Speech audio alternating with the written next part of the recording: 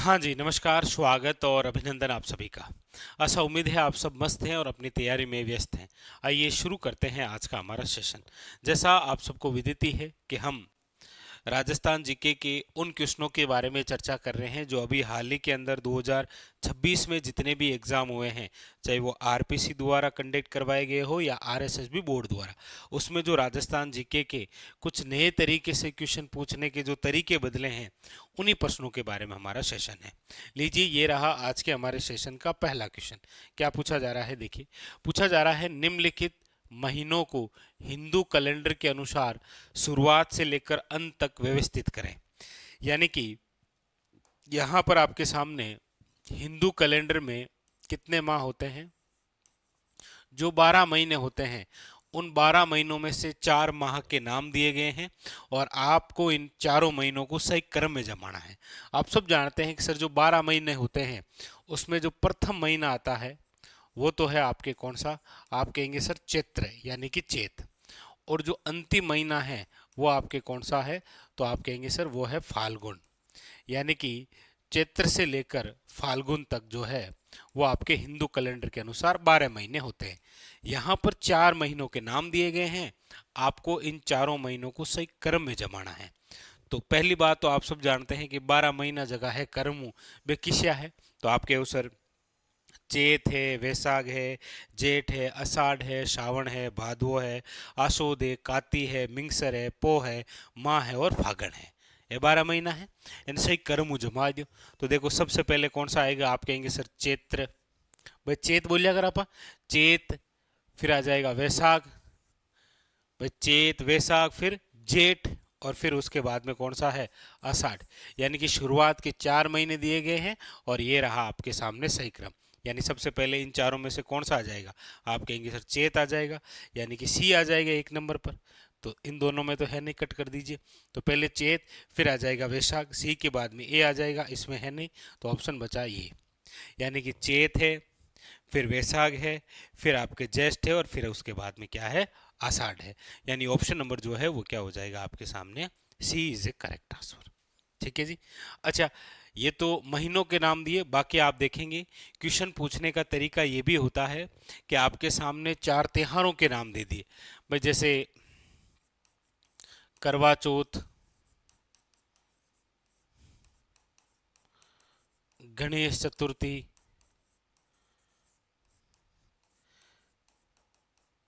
कृष्ण जन्माष्टमी, आखा तीज। इस प्रकार से ये 4 त्योहारों के नाम दिए और वो पूछ लेगा निम्न में से दिए गए त्योहारों को सही क्रम में जमाइए। ठीक है, वो इस प्रकार से भी पूछ सकता है। चलिए आगे, अगला क्वेश्चन क्या कह रहा है देखिए। अगला है आपके सामने, लीजिएगा। पूछा जा रहा है आपसे कि क्षेत्रफल के अनुसार राजस्थान का सबसे बड़ा और सबसे छोटा जिला कौन सा है? निम्न में से सबसे उपयुक्त विकल्प को चुनिए। देखिए, अभी भी यदि हम चर्चा करें कि हमारे राजस्थान में वर्तमान के अंदर 41 जिले हैं, लेकिन अभी भी कुछ ऐसे क्वेश्चन हैं जो 33 के अकॉर्डिंग ही चल रहे हैं। भाई पूछा जा रहा है क्षेत्रफल के आधार पर सबसे बड़ा जिला कौन सा है? तो आप कहेंगे सर सबसे बड़ा जो जिला है अभी वो है जैसलमेर। और जैसलमेर के एरिया की यदि हम बात करें तो 33 के अकॉर्डिंग याद रखिएगा वो है आपके 38,401 वर्ग किलोमीटर। यदि सबसे छोटे की हम बात करते हैं तो वो है आपके सामने कौन सा? आप कहेंगे सर धौलपुर। एरिया है 3,034 या कई बार 33 वर्ग किलोमीटर। यानी कि आप कहेंगे सर सबसे बड़ा जिला क्षेत्रफल के आधार पर जैसलमेर है और सबसे छोटा जो है वो कौन सा है? धौलपुर है। यानी ऑप्शन नंबर जो है वो क्या है? ए इज ए करेक्ट आंसर। याद रखिएगा, ठीक है, ए जो है वो करेक्ट आंसर है। अगला, अगला है आपके सामने, लीजिए। पूछा जा रहा है किस पेड़ को राजस्थान का कल्प वृक्ष कहा जाता है? कौन सा पेड़ है जिसे राजस्थान का कल्प वृक्ष कहते हैं? खेर, ऑप्शन है आपके सामने प्लास, ऑप्शन है धोकड़ा और ऑप्शन है आपके सामने खेजड़ी। बताइए। तो आप कहेंगे सर धोकड़ा की तो यदि हम बात करें तो याद रखिएगा राज्य में सर्वाधिक, पूछा जाए राज्य में सर्वाधिक किस प्रकार के वन या वृक्ष हैं, तो याद रखिएगा वो है आपके सामने धोकड़ा। प्लास या जिसे आप कहते हैं ढाक, इसे तो आप कहा और पूछा भी जाता है कौन सा, वो पूछा जाता है the flame of forest, the flame of, याद रखिएगा फॉरेस्ट बोले तो जंगल की आग या फिर वन की ज्वाला जिसे आप कहते हैं, यहां से भी रिलेटेड क्वेश्चन आया। खेर वृक्ष की हम बात करते हैं तो आप सब जानते हैं कि सर ये जो खेर वृक्ष है जिसका साइंटिफिक नेम है याद रखिएगा वो होता है आपके अकेशिया कटेचू, अकेशिया कटेचू। इससे क्या प्राप्त होता है तो आप कहेंगे सर कत्था, कत्था का एक तृण होता है, याद रखेंगे आप, ठीक है। उसके बाद में फिर ऑप्शन में है खेजड़ी, और यहाँ पर पूछा भी ये गया है कि सर राजस्थान का कल्प वृक्ष जिसे कहते हैं वो कौन सा है, खेजड़ी, याद रखिएगा खेजड़ी, जिसका साइंटिफिक नेम है आपके सामने प्रोसोपिस, प्रोसोपिस सिन्नेरेरिया, याद रखिएगा।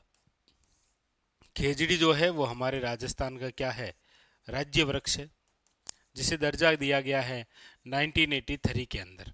खेजड़ी को स्थानीय भाषा में याद रखिएगा सामल के नाम से जानते हैं, शेखावटी के अंदर इसे झांटी कहते हैं, और बाकी याद रखिएगा विष्णु समाज के अंदर इसे सम्मी वृक्ष के नाम से पूजा जाता है। ये राजस्थान का गौरव है, राजस्थान का गौरव है, याद रखिएगा, ठीक है। और हाल ही में इंपॉर्टेंट ये है कि इसी खेजड़ी वृक्ष से जो हरी फली प्राप्त होती है ना, कौन सी, हरी फली, जिसे हम कहते हैं सांगरी, इसी सांगरी पर क्या लगा है, याद रखिएगा जीआई टैग, जीआई टैग। तो यहां पर पूछा गया कि राजस्थान का कल्प वृक्ष किसे कहते हैं, याद रखिएगा खेजड़ी को कहते हैं, ठीक है। अगला, अगला है आपके सामने कि भारत की सबसे बड़ी लवणीय झील कौन सी है, इनमें से सबसे बड़ी लवणीय झील कौन सी है, भाई डीडवाना झील है, सांबर झील है, नक्की झील है या फड़ौदी झील है। आप कहेंगे सर पूछा जा रहा है भारत की सबसे बड़ी लवणीय झील, इनमें से भारत की सबसे बड़ी जो लवणीय झील है वो है आपके, याद रखिएगा सांबर झील। सांबर झील जिसकी लंबाई जो है, जिसकी लंबाई जो है वो याद रखिएगा कितनी है, आप कहेंगे सर 32 किलोमीटर, 32 किलोमीटर जो है इसकी क्या है, लंबाई है। सांबर झील है कहाँ पर, तो याद रखिएगा ये है आपके जयपुर के अंदर। सांबर झील से याद रखिएगा नमक का उत्पादन होता है, क्या होता है, नमक का उत्पादन। और खास बात यह है कि यहाँ पर जो नमक उत्पादन होता है वो देश के कुल नमक उत्पादन में कितना योगदान रखता है, याद रखिएगा 8.7%। और इसी सांबर झील को आप जानते हैं वेटलैंड के आधार पर, याद रखिएगा किसमें शामिल किया गया है, रामसर साइड में भी शामिल किया गया है इसे 1990 में। कौन सी, सांबर झील, याद रखिएगा, ठीक है। तो भारत की सबसे बड़ी लवणीय झील सांबर झील है। एक क्वेश्चन और आता है सांबर झील से, वो ये आता है कि कौन कौन सी ऐसी नदियां हैं जो सांबर झील में आकर गिरती है, तो याद रखिएगा सांबर झील में आकर गिरने वाली नदियों में याद रखिएगा एक तो है मेंथा, मेंथा या मेंढा, याद रखिएगा सर्वाधिक लवणता लाने का कार्य करती है। उसके अलावा देखो खारी है, याद रखिएगा मेंथा है, खारी है, खंडेला है, याद रखिएगा रूपनगढ़ है। ये सारी जो नदियां हैं ये आपके किस में आकर गिरती है, याद रखिएगा सांबर झील में। इसीलिए ये भी इंपॉर्टेंट हो जाता है कि सांबर झील जो है वो आंतरिक प्रवाह के आधार पर सबसे बड़ी खारे पानी की झील भी है, याद रखिएगा कौन सी, सांबर, ठीक है। आगे अगला क्वेश्चन है आपके सामने कि राजस्थान देश में किस फसल का सबसे बड़ा उत्पादक है, सबसे उपयुक्त विकल्प चुने आप। राजस्थान देश में किस फसल का सबसे बड़ा उत्पादक है। देखिए राजस्थान की यदि हम बात करते हैं तो याद रखिएगा राजस्थान जो है वो दो बड़ी फसलों के अंदर उत्पादक राज्य है, दो फसलों में। कौन कौन सी दो है? एक तो याद रखिएगा बाजरा है, और एक याद रखिएगा सरसों वेराई। सरसों वेराई याद रखिएगा, बहुत इंपॉर्टेंट। इसीलिए तो कई बार राजस्थान को बाजरा प्रदेश या फिर हम क्या कहते हैं, सरसों प्रदेश के नाम से जानते हैं। तो बाजरा और सरसों के मामले में, मतलब बाजरी और रायडो सरसों, इन दोनों के मामले में राजस्थान जो है वो देश में क्या करता है, टॉप करता है, याद रखिए। यहाँ ऑप्शन के अकॉर्डिंग यदि हम बात करते हैं तो ऑप्शन नंबर कौन सा है, सी इज ए करेक्ट आंसर, याद रखिएगा बाजरा। अगला अगला है आपके सामने कि गंग नहर में जल का स्रोत है, यानी कि जो गंग नहर है उसमें मुख्य रूप से जल का कौन सा स्रोत है। अब यहाँ पर ऑप्शन में देखो, व्यास नदी है, चंबल नदी है, गंगा नदी है, या फिर सतलज नदी है। यहाँ पर पूछा गया है कि गंग नहर में जल का स्रोत कौन सा है। भाई व्यास नदी है, चंबल नदी है, गंगा नदी है, या फिर सतलज नदी है। आप कहेंगे सर ये जो गंग नहर है, याद रखिएगा ये राजस्थान की, या राजस्थान में प्रथम नहर है, जो लेकर आए थे कौन, याद रखिएगा बीकानेर के महाराजा गंगा सिंह द्वारा। इसीलिए गंगा सिंह को क्या कहते हैं, राजस्थान का भागीरथ कहते हैं, याद रखिएगा। गंगा सिंह जो कहाँ के हैं, बीकानेर के। गंग नहर का जो कार्य है वो आपके 1921 से लेकर 1927 तक, याद रखिएगा। आधारशिला तो रखी थी महाराजा गंगा सिंह ने, और उद्घाटन करने कौन आए थे, याद रखिएगा सबसे बड़े अंग्रेज अधिकारी जिसका नाम है लॉर्ड इरविन, ये आए थे, याद रखिएगा उद्घाटन करने। किसका, गंग नहर का। ये जो गंग नहर है, याद रखिएगा ये वर्तमान के अंदर किस जिले के लिए है, तो आप कहेंगे सर वो है गंगानगर के लिए, याद रखिएगा इंपॉर्टेंट। यहाँ पूछा गया कौन सी नदी से जल प्राप्त होता है, तो ये तो क्वेश्चन जो है वो आपके लिए है। चलो इसका आंसर बताइएगा ना, कि गंग नहर में जल का स्रोत है कौन सा है, व्यास नदी है, चंबल नदी है, गंगा नदी है, या सतलज नदी। देखते हैं आप इस प्रश्न में किस प्रकार से आंसर देते हैं। देखिए किसी प्रकार से इस प्रश्न में डाउट नहीं रखना है, ठीक है। कमेंट बॉक्स के अंदर आप करिएगा, वरना फिर आप में से जिसका सबसे अच्छा कमेंट होगा उसको पिन कर देंगे, ठीक है। ये आपके लिए क्वेश्चन होता है। चलिए बाकी वाले हम और क्वेश्चन देखते हैं। ये लीजिए अगला क्वेश्चन क्या कह रहा है। अगला क्वेश्चन है आपके सामने कि राजस्थान के निम्नलिखित जिलों को पश्चिम से पूर्व के क्रम में व्यवस्थित करें।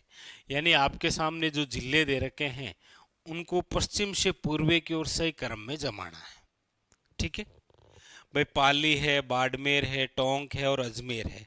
ये आपके सामने 4 जिलों के नाम दिए हुए हैं। आप कहेंगे सर ये रहा मैप, भाई दर्शा दीजिए।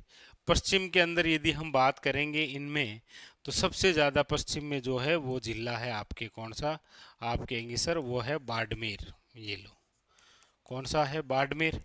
बाड़मेर के बाद में यदि हम बात करते हैं तो फिर आ जाता है पाली। पाली के बाद में इधर बात करते हैं तो आ जाता है अजमेर, और अजमेर के बाद में इधर बात करते हैं तो आ जाता है टोंक।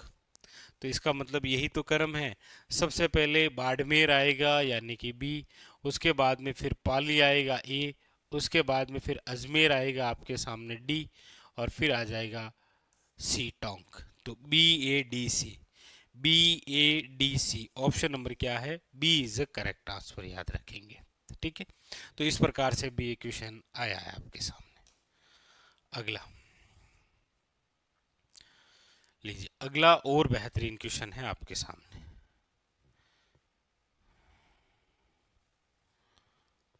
लीजिए पूछा जा रहा है आपसे कि राजस्थान के जिलों को प्रति वर्ग किलोमीटर उच्चतम से निम्नतम जनसंख्या घनत्व के अनुसार व्यवस्थित करो।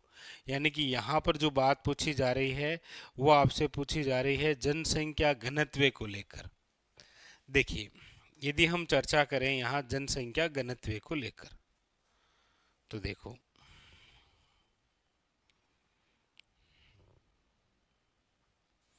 ठीक है,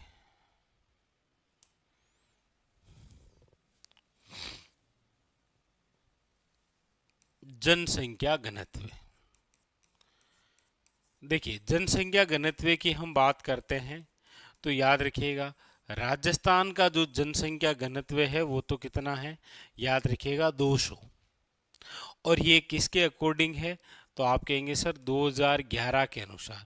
2011 के अनुसार राजस्थान का जो जनसंख्या घनत्व है वो कितना है, 200। 2001 के अनुसार देखेंगे तो ये जनसंख्या घनत्व कितना था, 165। यानी कि वृद्धि हुई है कितनी, +35 की। ठीक है। अब यहां पर आपके सामने दो प्रकार के क्वेश्चन बन सकते हैं। एक तो बन सकता है कि सर्वाधिक जनसंख्या घनत्व वाला जिला कौन सा है, और एक क्वेश्चन बन सकता है न्यूनतम जनसंख्या घनत्व वाला जिला कौन सा है। तो आप कहेंगे सर सर्वाधिक वाला जो जिला है वो तो है आपके सामने जयपुर। जयपुर जो है वो कितना है, 595, याद रखेंगे। जबकि न्यूनतम वाला कौन सा है, तो न्यूनतम वाला एक नंबर पर है, याद रखिएगा जैसलमेर। जैसलमेर का कितना है, तो आप कहेंगे सर 17। फिर 2 नंबर पर जो है वो है आपके सामने, याद रखिएगा बीकानेर, कितना है 78।